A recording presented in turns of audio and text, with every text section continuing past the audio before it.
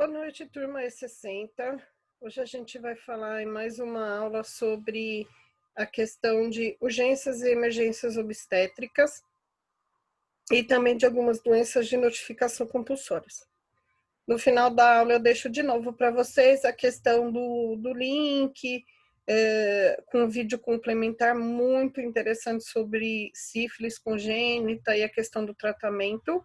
E eu vou compartilhar também a aula de hoje para ficar de fácil acesso para vocês. Vamos lá começar? Deixa eu compartilhar minha tela aqui com vocês.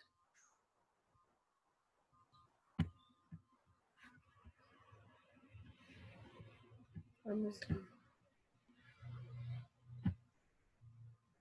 Então, hoje a gente vai começar falando sobre urgências e emergências obstétricas e doenças de notificação compulsória na gestação.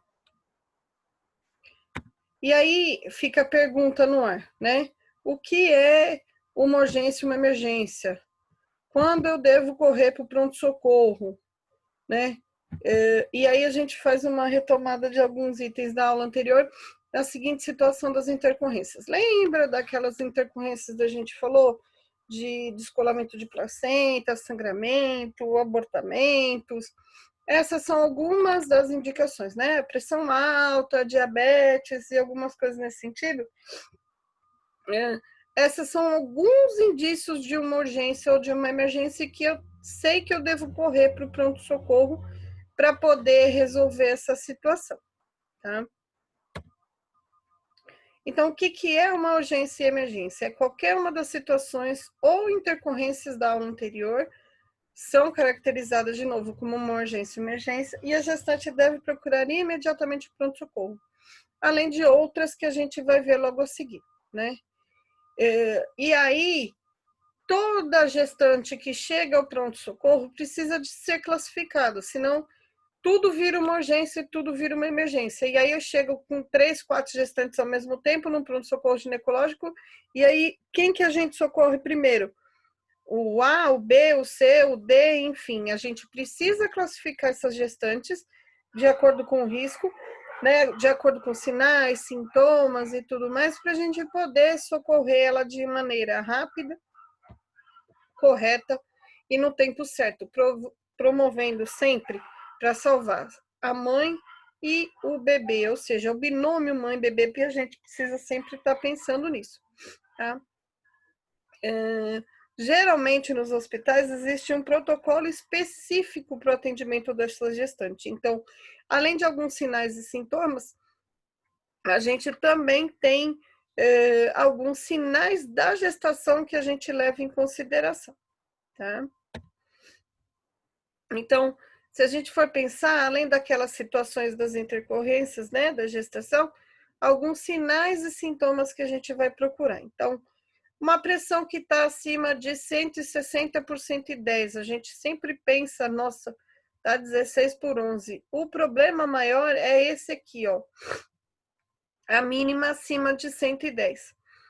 Ou uma suspeita de pré-eclâmpsia, então a mulher vai tendo alguns sinais de que ela vai entrar numa eclâmpsia, ou seja, eclâmpsia é a convulsão por conta do aumento da pressão e de outras alterações que acontecem dentro do organismo. Então, ó, o organismo vem mostrando para a mulher, ó, vai procurar porque você não tá bom. Escotomas, o que é um escotomas, professora? Escotomas nada mais é que a mulher chega reclamando, ai, tô com aquelas, tá aparecendo um monte de pontinho na minha vista, tô vendo um monte de estrelinha, né? Tá estranho, né? Tem algumas coisas acontecendo na minha vista. Cefaleia de origem occipital, epigastralgia, aquela dor no estômago que não passa, ou dor no hipocôndrio direito, que também é relacionado à questão da cefaleia, né? Isso, se a gente não socorre a mulher e não abaixa de maneira rápida essa pressão, tanto ela pode provocar um descolamento de placenta, ela pode morrer por conta de uma eclâmpsia, o bebê também pode morrer. Em alguns casos, a única solução para se reverter essa pressão alta, né, é realmente interromper a gestação. Então, depende muito da idade gestacional. Se ela não está respondendo ao tratamento com medicações que a gente usa de urgência e emergência, a gente tem que sim resolver interrompendo a gestação e levando esse bebê para uma UTI neonatal e a mãe para uma UTI adulto até recuperação do organismo, né? Outra situação de urgência e emergência é a questão do diagnóstico de uma pielonefrite, né, que é a infecção de urina mais aumentada, a questão do corioamnionite, um nome estranho, né, professora?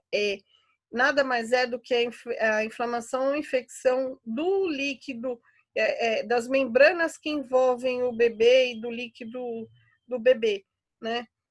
Ou outra infecção qualquer que requeira uma internação hospitalar. Hoje a gente está muito nessa questão da pandemia com relação ao Covid, então a gente precisa também ter atenção a isso por conta das infecções pulmonares, né? Queixa de dor em membros inferiores, que pode ser um sinal de trombose, então ela vai estar com dor, com um edema, né, com a perna mais inchada e um calor e uma hiperemia local. Isso pode ser um sinal de trombose. Como a gente tem muitas alterações no organismo da mulher, que foi o que a gente viu na aula passada, a gente precisa estar atento a esses sinais também. Queixa de cefaleia intensa e de origem súbita, alterações do nível de consciência ou alguma crise de asma, bronquite ou alguma alteração pulmonar, né? Queixa de perda de líquido vaginal ou perda de sangue pela vagina, né? Contrações uterinas com uma idade gestacional abaixo de 37 semanas, é uma urgência, uma emergência. Com 37 semanas, ela já está em trabalho de parto, então não é uma situação de urgência e emergência, dependendo muito da avaliação que é feita quando a mulher chega e na fase que ela chega desse trabalho de parto. E uma idade gestacional acima de 41 semanas também, porque se requer que seja feitas exames mais periódicos com esse bebê para ver o que está acontecendo e por que ele não nasceu ainda. Lembrando que a idade gestacional normal é até 40 semanas. Temperatura acima de 37,8, que é uma febre, também precisa ser investigada, precisa ser encaminhada ao pronto-socorro. Sinais de infecção de via aérea superior a uma saturação abaixo de 95%, né? Uma suspeita, um diagnóstico de abdômen agudo. É muito comum ter na gestação, quem não operou do apêndice, desenvolver apendicite também. Queixa de prurido ou icterícia, né? O que pode estar provocando uma alteração hepática ou alguma coisa nesse sentido, e que é uma situação grave quando a gente está relacionada a uma doença da gestação relacionada ainda à hipertensão. Então, não é só uma hipertensão, ela está numa situação um pouco mais grave, com destruição do fígado, com destruição dos rins e tudo mais, né? Vômitos incoercíveis que não respondem ao tratamento, então continua com vômito, vômito, vômito e vômito. Retardo do crescimento intrauterino, então o bebê não está se desenvolvendo. Problemas de oligodrâmino ou polidrâmino, ou seja, pouco líquido amniótico ou muito líquido amniótico. O que está acontecendo que gerou pouco líquido? Está perdendo? Não está tendo uma boa hidratação? O bebê não está se desenvolvendo direito? Então, várias são as situações que podem causar alteração na quantidade de líquido amniótico, né? Queixa de diminuição ou ausência de movimento fetal também. Então, o bebê não está mexendo, o que a gente faz? Corre para o pronto-socorro. Como que eu sei se está mexendo normal ou não é normal? A partir do momento que o bebê começa a mexer, a gente conta assim, né? Existe uma média que a gente faz, né? Então, digamos que eu acabei de comer e estou gestante. Geralmente, quando a gente come, o bebê fica mais esperto, movimenta-se muito mais. Então, a gente tem que prestar atenção nisso. Em 10 minutos, eu vou deixar a mão em cima da barriga e vou contar quantos movimentos ele faz, né? Geralmente dá uma média de 4 movimentos ou mais, dependendo de como for. Não está sentindo esse bebê mexer? Procure imediatamente o pronto-socorro, tá? E aí, lembra que eu falei logo no comecinho, a gente precisa saber como que eu classifico essa gestante. Então, quando ela chega, ela vai receber uma classificação por cor: vermelho, amarelo, verde e azul, por exemplo. O que é um sinal indicativo de uma emergência, que eu coloco ela como vermelha? Tá vendo aqui? Então, vamos lá. Uma pressão sistólica abaixo de 80, então tá com uma pressão extremamente baixa. Um batimento com uma frequência cardíaca acima de 120, ou uma taquicardia acima de 120, ou uma bradicardia abaixo de 45. Frequência respiratória da mãe abaixo de 10 ou acima de 32, ela tá com uma crise de dispneia severa acima de 32. Prolapso de cordão. Nossa, professor, o que será que é isso? Digamos que rompeu a bolsa, a mulher teve uma dilatação. Normalmente o que acontece? Vai descer primeiro o bebê, a cabeça do bebê, o corpo do bebê, depois sai o cordão e por último a placenta. Prolapso de cordão, desce primeiro o cordão. Só que qual que é o risco disso? Quando o cordão descer e o bebê for descer, ele vai fazer o quê? Ele vai pressionar o cordão na parede da vagina e com essa pressão ele interrompe o fornecimento de sangue, de oxigênio e de nutrientes para eles. Então, é uma situação de emergência que precisa fazer uma cesárea de urgência e tirar esse bebê logo pela parte de cima, pela barriga da mãe, né? Trabalho de parto em período expulsivo, então o neném já está saindo pela vagina. Sangramento vaginal em grande volume. Uma dor que a mulher vai referir para a gente numa escala de 0 a 10. Eu estou com uma dor 8 a 10. Em trabalho de parto, isso é muito comum, essa dor ser exacerbada, né? Enquanto se está com as contrações, né? E exteriorização de partos fetais. Então, às vezes sai uma mãozinha, às vezes sai o cotovelo, às vezes sai o pezinho. Então, a gente precisa interferir rápido para poder salvar a mãe e o bebê. Lembrando sempre que tudo que a gente faz é para salvar a vida de ambos, tá? Classificação amarela. Então, vamos lá. Chegou uma gestante para a gente em trabalho de parto com mais de 20 semanas. Só que é prematuro, porque ela não é para estar em trabalho de parto abaixo de 37 semanas. Ausência de movimentos fetais nas últimas 24 horas. Então, também precisa correr, fazer ultrassom para ver o que está acontecendo com esse bebê, tá? E geralmente o resultado não é muito favorável para o bebê. Uma pressão arterial acima de 16 por 11, ou 160 por 110. Uma pressão acima de 140 por 100 com queixa associada de cefaleia, dor no estômago ou aquela alteração visual. Febre, sangramento vaginal e dor de 4 a 8, então lembra lá no vermelho a dor era 8 a 10, agora no amarelo é 4 a 8, numa escala de 0 a 10. Êmese ou uma hiperemese gravídica, que a gente fala, com sinais de desidratação. Então, a mulher já está com uma letargia, a boca está seca, a pele está com aquele turgor mais pastosinho. Isso são sinais de desidratação associado a êmese ou hiperemese. A gente classifica a gestante como amarelo. Gestantes classificadas como verde. Febre. Pode ser por qualquer motivo, então a gente tem que investigar, mas não é uma situação de passar ela na frente de uma gestante que está classificada como vermelho ou amarelo. De novo, a êmese ou hiperemese sem sinais de desidratação, lembra? Sem letargia, sem mucosa seca, sem turgor pastoso. Uma dor abdominal moderada a leve, então abaixo de 4 naquela escalinha de 0 a 10. Queixa de alterações urinárias. Sintomas gripais sem dispneia. Uma avaliação de ferida operatória. Então, digamos assim, ó, a gestante já teve um parto, seja ele vaginal ou seja ele cesárea, e está com alguma alteração nos pontos que ela tomou, de algum epísio que ela fez, ou da própria cesárea. Então, precisa avaliar essa ferida.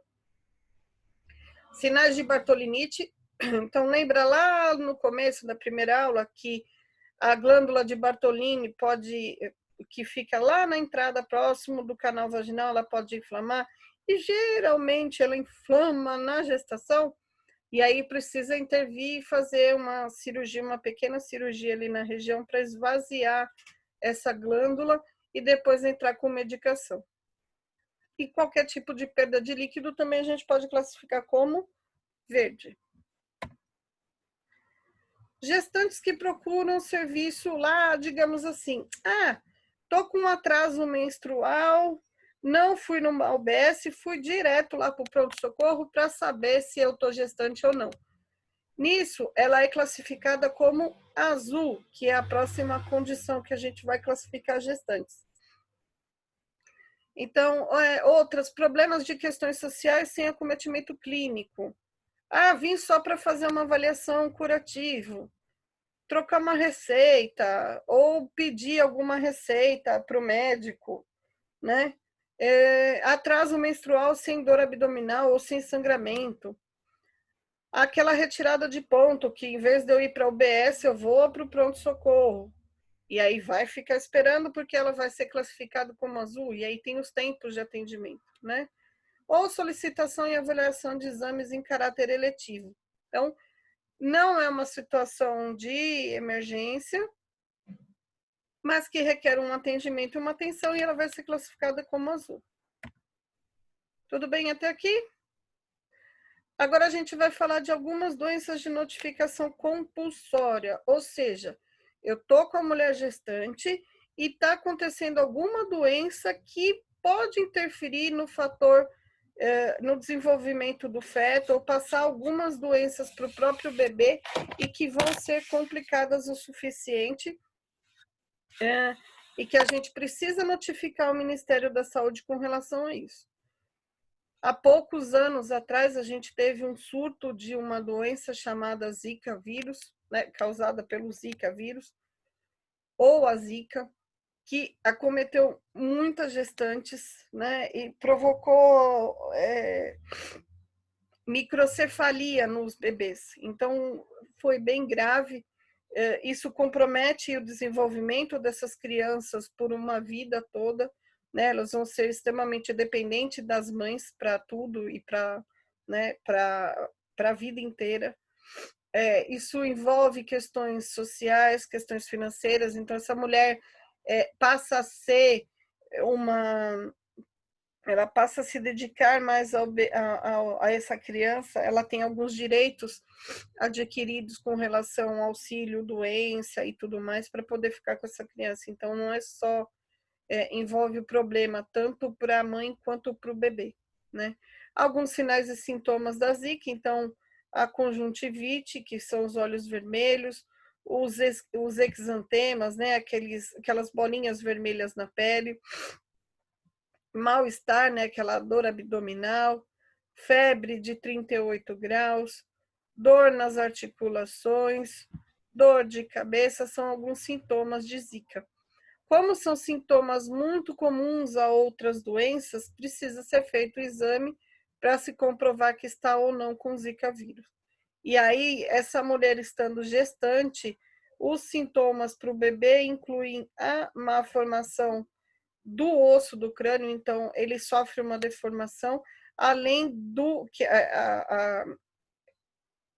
quando você vai fazer a medida do perímetro cefálico do bebê, ela mede menos de 32, 31 centímetros, quando o normal é acima de 35, 36. O cérebro do bebê também ele é atrofiado, então é o que causa essa microcefalia. Tá? Isso tudo por conta do próprio vírus. A microcefalia pode ser causada por outras alterações no bebê também, porém, a de notificação compulsória, ou seja, aquela que eu tenho que obrigatoriamente notificar o Ministério Público e o Ministério da Saúde, é a que eu confirmar que é causada por Zika vírus. Uma outra doença que é de notificação compulsória é a hepatite, ou seja, eu tenho o risco de transmissão vertical da mãe para o bebê, né? Por isso que um dos exames que são feitos no pré-natal é o teste de hepatite. A mãe obrigatoriamente tem que ser vacinada na gestação, se ela não tiver com as vacinas em dia, e o bebê, quando nasce, antes de 12 horas de vida, no hospital mesmo, ele toma a vacina de hepatite, né? Isso, por incrível que pareça, acontece em 2,4% de gestantes no Brasil, né? Essa transmissão vertical da hepatite B. É uma doença sexualmente transmissível, né? 71% das mulheres desenvolve a forma aguda no final da gestação e 80% tem uma transmissão desses anticorpos para o bebê no momento do parto, né? Então, é uma coisa bem grave que pode levar, inclusive, à morte dos bebês, né? Então, 90% dos bebês são contaminados quando você tem a contaminação da mãe e 25% desses bebês morrem de doença hepática. Então, é um número, infelizmente, muito grande de óbitos, né? HIV, né? Ele tem tratamento, né? Precisa-se ter todo um cuidado para que esse vírus não passe da mãe para o bebê. Então, ela vai precisar fazer o acompanhamento, tomar o coquetel ou AZT durante toda a gestação. Antes do parto, o próprio Ministério, o próprio posto de saúde libera doses de ataque desse AZT para ser feito de forma injetável na mãe. Então, 4 horas antes do parto, e esse parto tem que ser programado, de preferência não é um parto vaginal, para que não se tenha contato e exposição com mais nenhum líquido da mãe, a não ser o líquido amniótico que o bebê já está exposto, né? Então, você dá 4 horas antes do parto, geralmente cesárea, você dá uma dose de AZT injetável, e na hora que você vai fazer a incisão da cesárea, você instala a segunda dose disso para que quando o nenê seja retirado, ele tome através da mãe a última dose desse AZT, né? Geralmente o parto vaginal é proibido, a amamentação também é proibido na grande maioria dos casos. O neném, quando nasce, obrigatoriamente ele tem que imediatamente tomar um banho com clorexidina. Ele também toma, nesse primeiro ano de vida, um AZT, que é o xarope, o coquetel. Então, o próprio posto também fornece esse xarope já para que seja dado para o bebê logo após o parto. O canaquion, que é a vitamina que se dá para proteger algum risco de sangramento do bebê e estimular o fator de coagulação do bebê, que é imaturo ainda, ele só é feito depois que o banho de clorexidina é feito para que evite qualquer risco de vírus na pele e isso não entre para dentro do bebê, né? O risco de transmissão de HIV com tratamento é de 1 bebê a cada 100 e sem tratamento, 25 bebês são contaminados pelo vírus, né? Quando as mulheres não tomam tratamento, né? Então, a mãe com HIV pode passar sem tratamento durante a gestação, durante o trabalho de parto e o parto, ou durante a amamentação. Mas isso tudo pode ser evitado desde que seja feito o tratamento. A mulher está gestante, desenvolveu HIV, eu também vou ter que notificar o Ministério da Saúde. Opa. Sífilis, né? Por incrível que pareça, é outra doença que está em grande número acontecendo no Brasil. Também é uma doença sexualmente transmissível. O fato de vários parceiros, o uso ou não da camisinha, isso interfere muito, né?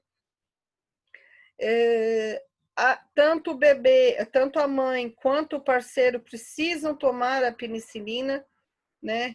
E eu vou, num dos vídeos, vocês vão ver direitinho essa questão do tratamento, né? Esse vídeo complementar. Os riscos são de danos irreversíveis ao feto, como retardo mental e deficiência visual. As crianças já nascem com algumas lesões na pele, que é um dos sintomas, né, da sífilis congênita, né? Olha que judiação.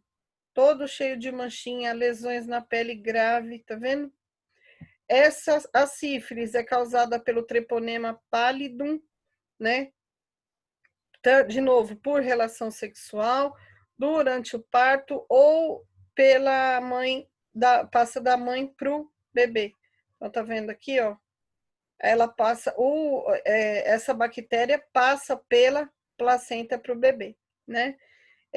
Pode provocar aborto, o bebê pode ter pneumonias, feridas no corpo, que foram as que eu mostrei, cegueira e deficiência mental. A prevenção, né? Se o diagnóstico é precoce, no pré-natal, o tratamento é adequado com a penicilina. Então, é feita a medicação tanto para a mãe quanto para o parceiro, né? E a única droga capaz de reverter isso, de tratar, é a penicilina, tá? Se preciso for, é feito inclusive no bebê quando nasce, tá? Toxoplasmose gestacional congênita, causada pelo Toxoplasma gondii. Então, aonde a gente pode encontrar esse bichinho? Além dele já ser parte das fezes dos gatos, né? A gente pode ter algum alimento ou alguma água contaminada. Então, quem é gestante e não tem um anticorpo para toxoplasmose, que é um dos exames que a gente faz na gestação, você tem que evitar de comer frutas, verduras, legumes crus fora de casa. Água, geralmente tomar só água mineral de garrafa, que a gente sabe a procedência, para que a gente não tenha o risco de contaminação, tá? Se for confirmado toxoplasmose, a gente também tem que notificar isso para o Ministério, tá? Então, carnes cruas, verduras cruas, alimentos contaminados podem ter fezes desses bichinhos dos gatos, né? E a mãe contaminada pode passar para o bebê. Então, esse Toxoplasma gondii passa também pela placenta e atinge o feto. Provoca também cegueira, além de alterações do sistema nervoso central e na retina desse bebê. Então, pode provocar, inclusive, malformação, tá? Aqui tem até a foto de um bebezinho com toxoplasmose congênita. E uma última doença de notificação compulsória, é até estranho de falar, porque não é uma doença, mas todo e qualquer óbito materno deve ser notificado ao Ministério da Saúde. E, infelizmente, como eu já disse anteriormente, a gente tem um número elevado de óbitos no Brasil, tá?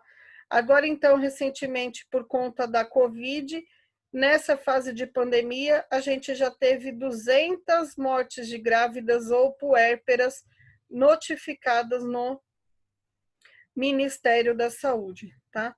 E aí a gente pensa, isso não acontece muito. Olha, são várias as reportagens que a gente consegue encontrar na internet, nos jornais e nos meios de comunicação com os óbitos maternos, infelizmente, tá? Tudo isso pode ser evitável, de novo, com a questão do pré-natal adequado e desses acompanhamentos com a gestante e a puérpera depois do nascimento. Tudo bem? Espero que tenham entendido. Eu vou deixar já as atividades e a aula para pesquisa de vocês e a gente se vê na próxima aula.